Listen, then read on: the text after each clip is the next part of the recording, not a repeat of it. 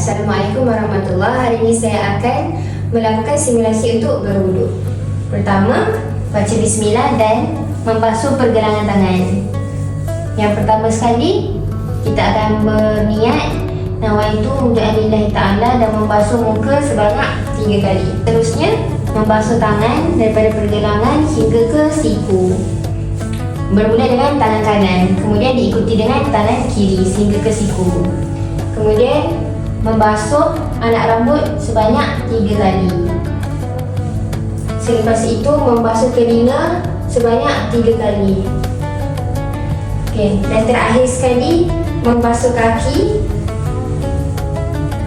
hingga ke buku lali sebanyak 3 kali, dimulai dengan kaki kanan dan diikuti dengan kaki kiri sehingga ke buku lali.